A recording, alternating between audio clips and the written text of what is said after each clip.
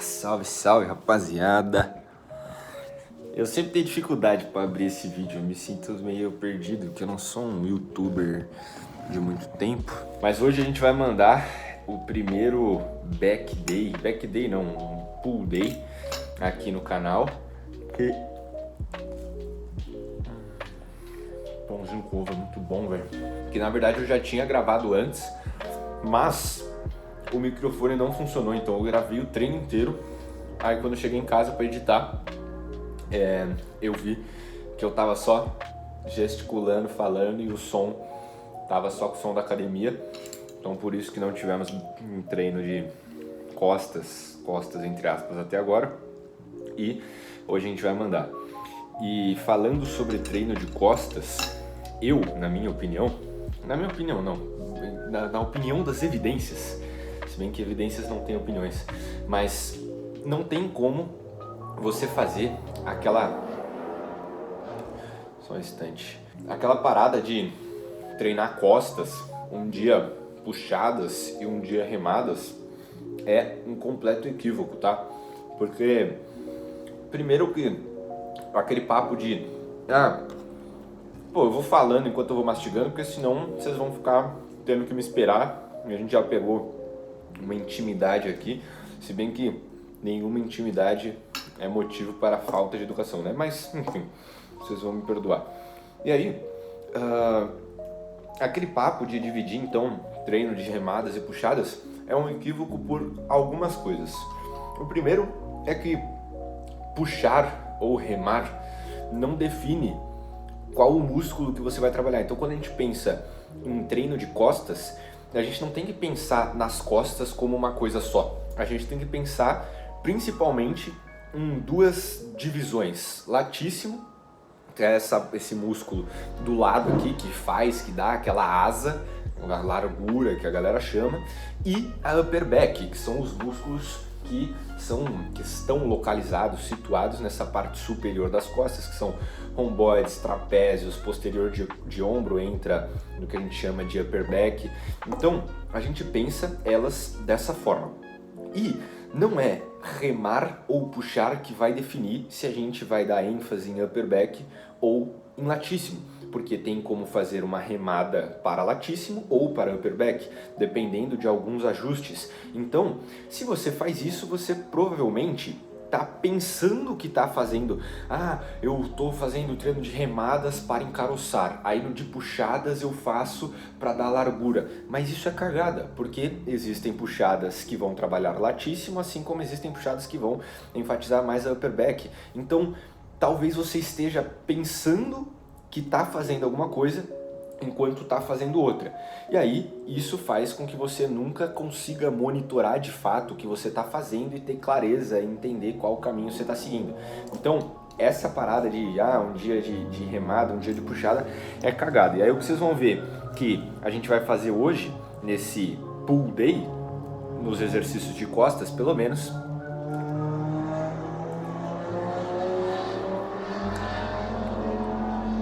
eu tenho uma raiva profunda disso. Então o que vocês vão ver é que eu separo um pouquinho de estímulo com um pouquinho de exercício para dar ênfase no latíssimo, um pouquinho de exercício para dar ênfase na upper back, e nem são tantos exercícios assim. Então vocês vão ver, a maioria dos treinos são enxugados justamente para estar dentro das diretrizes de volume que a gente sempre comenta. E é isso. Eu ainda não sei em qual academia eu vou treinar, o que é uma cagada da minha parte, mas vocês estão vendo aí que cada dia eu tô treinando em uma academia, porque eu treinava na Ironberg. Inclusive, eu posso contar o motivo pelo qual eu saí e escolhi sair da Ironberg, que é a melhor academia do Brasil. Então, se eu tenho a oportunidade, moro em São Paulo, tenho a oportunidade de treinar na melhor academia do Brasil, por que eu escolhi sair? A gente pode falar disso, mas como eu treinava na Ironberg e eu parei, eu comecei a assinar uma parada, que eu não vou fazer merchan aqui, de graça pros caras, mas que me dá direito a treinar, eu pago uma mensalidade, me dá direito a treinar em várias academias. Eu simplesmente tenho que fazer um check-in e vou lá e treino na academia que o meu plano aceita, sacou? E aí eu posso treinar em várias. E eu tô experimentando as academias aqui mais perto de casa para ver quais treinos eu vou fazer em qual. Então, tem o dia de perna que é melhor em tal academia, tem o dia de não sei o que, o push que é melhor na outra. Então eu tô fazendo o mesmo treino em várias para ver, para conhecer as máquinas e ver e estabelecer qual dia eu vou em cada academia. E por que eu falei que é cagada? Porque se eu fico treinando cada dia em uma academia diferente, com aparelhos diferentes, por mais que eu faça o mesmo treino, o simples fato da marca do aparelho mudar faz com que eu não consiga anotar e monitorar e progredir as cargas, porque, um dia a bateria de peso enfim, e aí isso deixa o progresso um pouco perdido.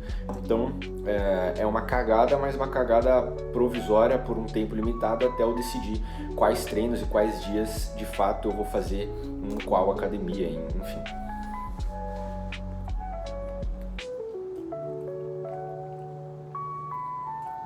Isso aqui, inclusive, que eu tava fazendo, que eu deixei gravando e fui tomando café, é uma parada que eu recomendo que vocês tentem fazer com alguma frequência, porque é simplesmente ter um momento onde você não tem estímulo nenhum.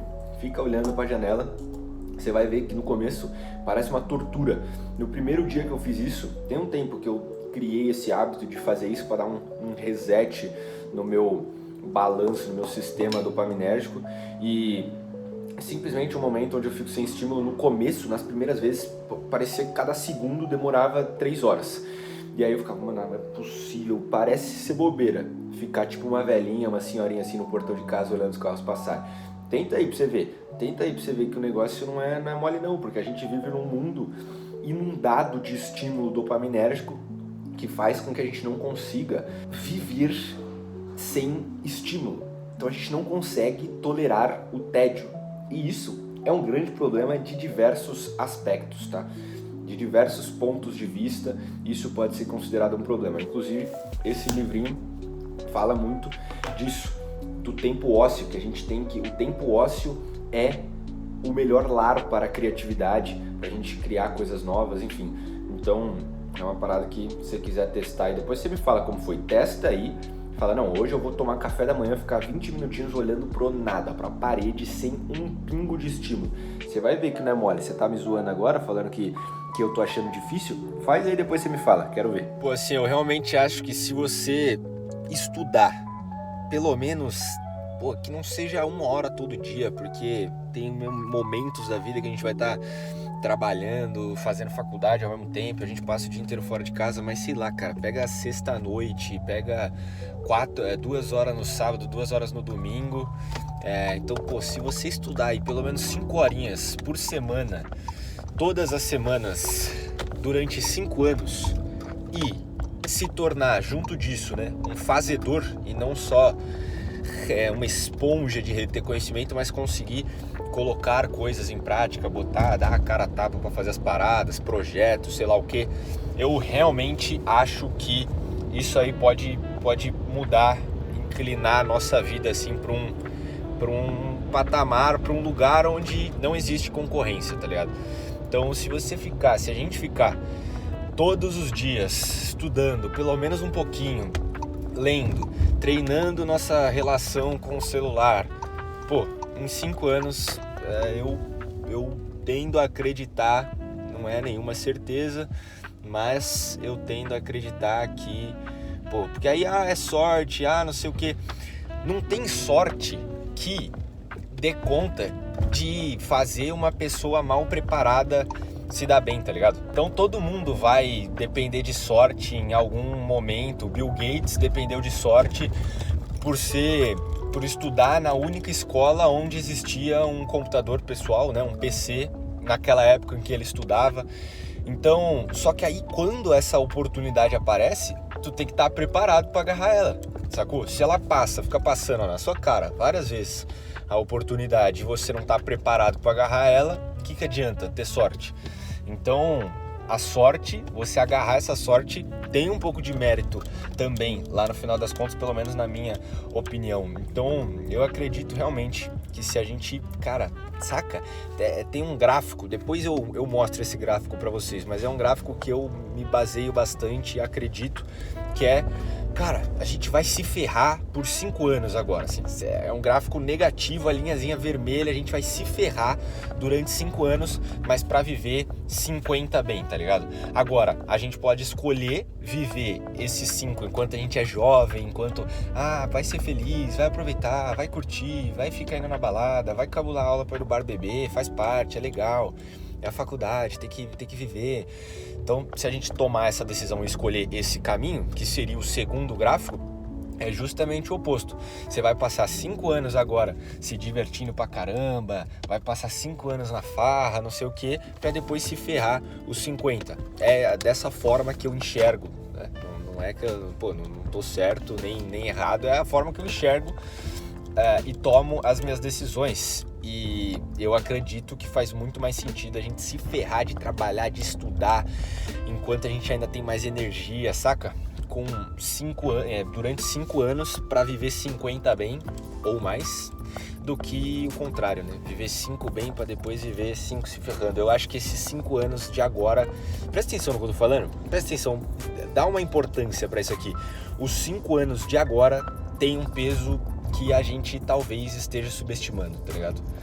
E a vida é uma só, né? Não tenho como ter certeza disso, mas eu acho que esses 5 anos de agora tem um peso que a gente vai agradecer de viver esse estilo de vida de quem curte estudar, de quem curte se desenvolver, o intelecto, o físico, tudo junto. Mas, sei lá, posso estar viajando, né? Não sei, comenta aí se você acha que eu tô maluco ou se você compactua e compartilha da mesma visão e da mesma opinião.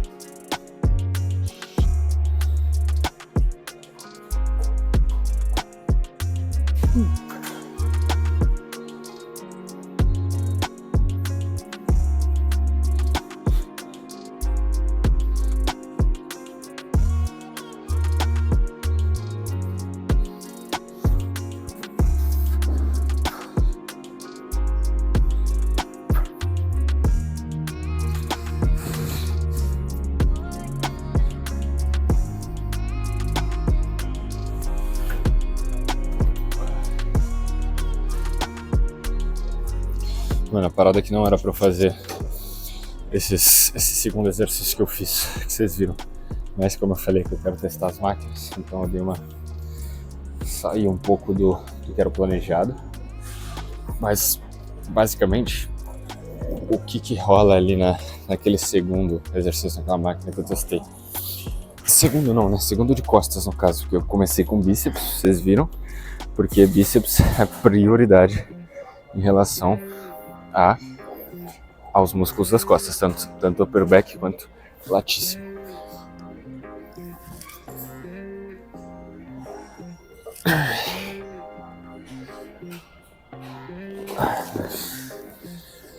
Logo, se é prioridade, vem antes, certo? Então, pelo aquilo que a gente já comentou no último vídeo. Então, começa com bíceps, mas vai atrapalhar o treino de costas, assim como o treino de costas vai atrapalhar o treino de bíceps, tá? Se for assim, você não vai pra academia, entendeu? Então, essa é a parada. E aí eu testei aquela segunda máquina de costas, porque ela é uma máquina de adução horizontal do ombro, que é esse movimento aqui. Então o latíssimo ele vai tanto estender o ombro, esse movimento daqui para frente, para trás, quanto aduzir horizontalmente, que é trazer o húmero aqui do lado para baixo. É por isso, pelo mesmo motivo que esse exercício que eu fiz, trabalho latíssimo, pelo mesmo motivo que aquele tal daquele Cannon Flaps lá, sei lá como que chama aquela bagaça, que é aquele exercício que os caras sentam no banquinho de lado assim, faz assim, pelo mesmo motivo que esse exercício de trabalho é latíssimo, justamente porque tá trazendo o seu húmero daqui para cá. Então a gente tem que olhar mais, cara, biomecânica, o que tá acontecendo no corpo humano, do que ficar tipo, esse exercício inútil porque foi um Enzo que inventou. O movimento é o mesmo, velho. Se você tem um mínimo de conhecimento biomecânico, então tipo, o que me decepciona é ver profissionais falando essas asneiras, tá ligado? Porque o cara deveria, você que não é profissional, você não precisa saber, mas o cara deveria saber pelo menos o mínimo de biomecânica e entender que tá acontecendo o mesmo movimento, sacou? E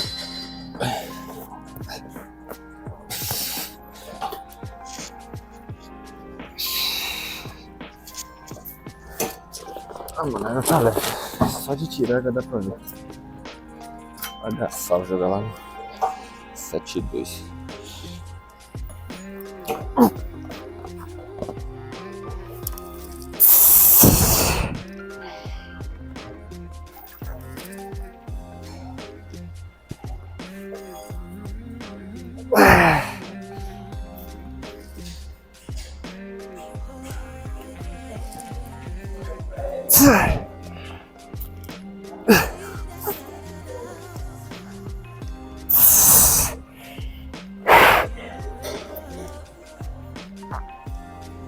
Ok.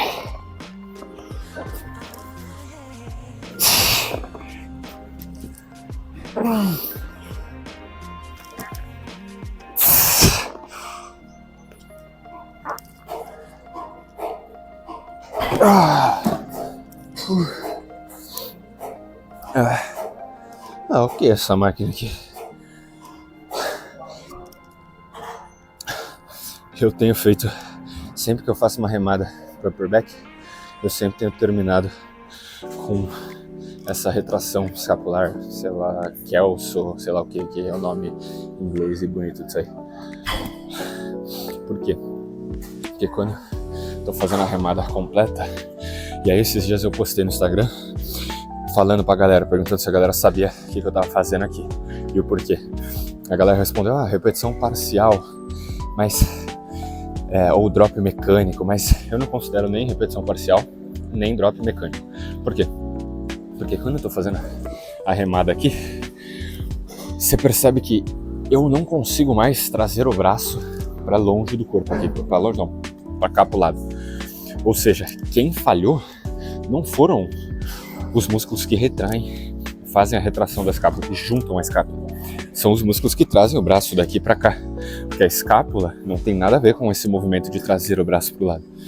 Ou seja, esses músculos que trazem os braços para cá, pro lado, eles falharam, posterior de ombro, um deles, por exemplo, eles falharam, e aí, o que acontece?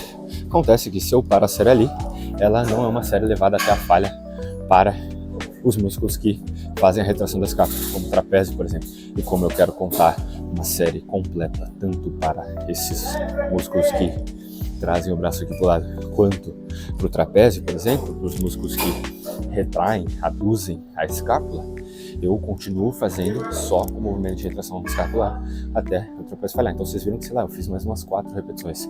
Se a gente seguir e se basear naquela teoria das 5 repetições efetivas, quando eu falhei neste movimento de fazer a remada completa, eu ainda tinha 4 repetições, mais ou menos, tá? Vou ser didático aqui. Tinha mais ou menos 4 repetições ainda sobrando para o trapézio. Isso significa que eu só tinha usado mais ou menos uma repetição efetiva. É lógico que isso aqui é um reducionismo extremo, mas só para você entender a ideia por trás, tá ligado? Se eu paro antes, eu provavelmente não dei um estímulo significativo, não cheguei próximo da falha pro trapézio, sacou? Então eu tenho sempre feito a remada dessa forma. Sempre que eu falho, não consigo mais trazer o braço aqui pro lado, eu termino só fazendo a retração escapular, que aí eu conto uma série realmente falha, uma série completa para todos esses músculos do upper back.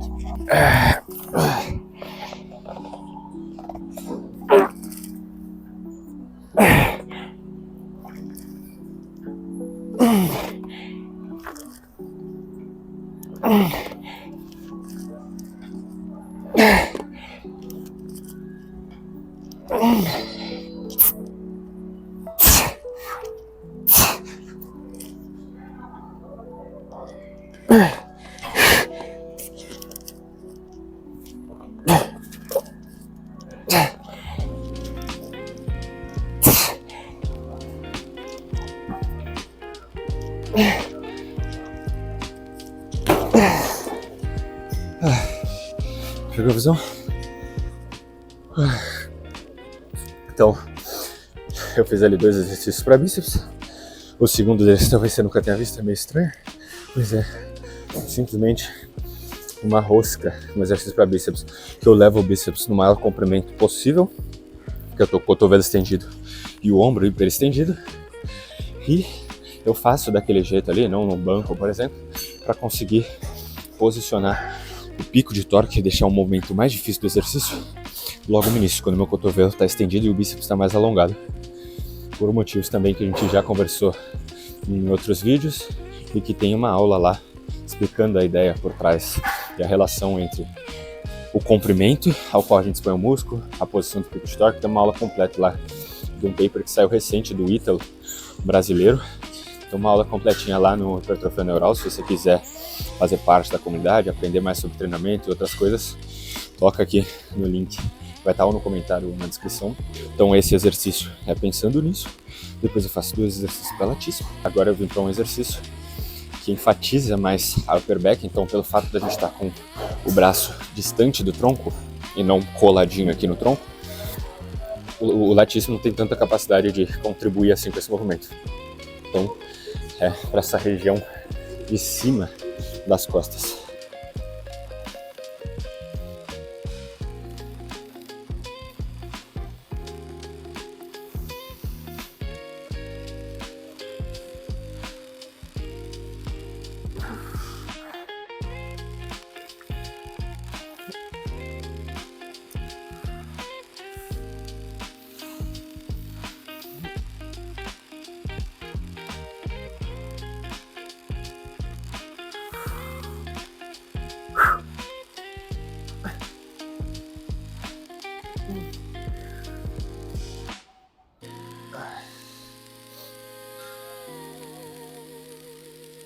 Quando eu comecei a treinar, eu treinava muito mais em questão de volume, de tempo que eu passava na academia, de dia na semana. Eu treinava muito mais e tinha muito menos resultado do que eu tenho agora. Então eu tenho fotos que, tipo, é uma foto, no ano 1, outra foto no ano 2 e outra no ano 3. Eu evolui muito mais do ano 2 pro 3 do que do 1 pro 2, o que é até contra-intuitivo, porque a gente tende a ter mais evolução, ter mais hipertrofia quando a gente é destreinado. Mas pela quantidade de cagada que eu fazia, baseada nos vídeos do YouTube que eu via de atletas e tal, eu tinha menos resultado do que eu poderia e do que eu gostaria de ter tido. Então meio que eu perdi tempo, tá ligado? E então eu realmente acho que a grande parada é a gente conseguir, o grande segredo, a grande sacada é a gente conseguir treinar de uma forma a maximizar o estímulo para hipertrofia. E isso não envolve fazer mais. Fazer mais não é sempre melhor, porque realmente entra numa curva que ela decresce depois de um tempo. Então é uma curva em um invertido da sua evolução e de volume, por exemplo. Você, quando tem pouquíssimo volume, os seus resultados estão aqui embaixo. Quando você vai acrescentando um pouquinho mais de volume ao longo do tempo, e volume eu digo volume realmente efetivo, que você chega até a falha ou muito próximo dela. Aí a curva dos seus resultados, da sua hipertrofia, ela vai subindo. Só que ela não sobe para sempre conforme você vai acrescentando mais volume. Ela tende a cair alguma hora. Lógico que não existe um número mágico, cada um tem um volume ideal, isso tem que ser testado, monitorado, então você faz, testa, acompanha, monitora, vê se precisa de ajuste, mas o que vai acontecer é, pouquíssima série, seus resultados vão estar aqui embaixo. Conforme você vai acrescentando mais volume, seu resultado vai subindo até que chega uma hora que quanto mais volume você coloca, ele provavelmente a hipertrofia vai começar a descer de volta. Vai ser contraprodutivo esse volume, esse novo volume acrescentado no seu treino. Então eu fazia, meu Deus, olha esse cabelo, cara. Então eu fazia uma porrada de variação, uma porrada de exercício, uma porrada de coisa, cara, eu tinha muito menos resultado. Fora a execução, né, que latíssimo eu acho que é um dos músculos que a galera mais tem deficiência, justamente por conta da execução, porque tem alguns músculos que não tem muito negócio, assim, tipo, sei lá, quadríceps, cadeira posterior de coxa. Você vai fazer o exercício, não tem muito como você roubar numa cadeira extensora, numa cadeira flexora. Agora, quando a gente pensa nos exercícios de costas, o que normalmente tende a acontecer é a galera transformar um exercício que seria para enfatizar latíssimo, por exemplo, num exercício para upper back. E aí, a pessoa tende a fazer muitos movimentos com a coluna, tende a ficar, enfim, parecendo um João Bobo fazendo uma remada, que seria, por exemplo, para latíssimo, e aí acontece que ela não tem o estímulo que gostaria para o latíssimo. Muitas vezes ela transforma um exercício que daria ênfase no latíssimo em um exercício para upper back, e aí a gente vê muitas costas com upper backs bem desenvolvidas e latíssimos muito tímidos, muito subdesenvolvidos, muito aquém do que poderiam ser, justamente por isso.